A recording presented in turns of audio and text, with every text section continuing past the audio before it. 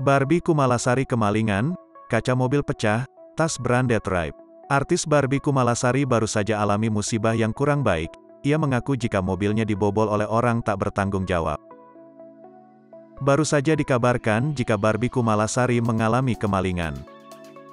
Barbie Kumalasari mengungkapkan jika kaca mobil dipecahkan oleh orang yang tak bertanggung jawab.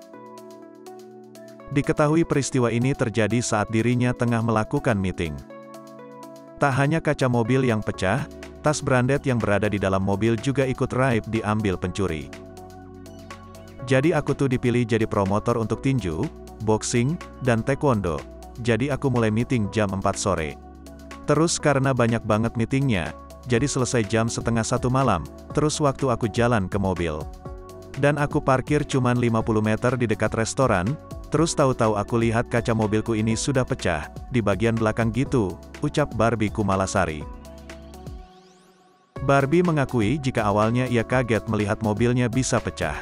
Menurutnya mobil yang ia naiki tersebut buatan Eropa memiliki kaca yang tebal namun masih bisa dipecahkan oleh maling. Wanita kelahiran 1982 ini juga mengatakan jika tas branded bermerek Calvin Klein Ripe diambil maling.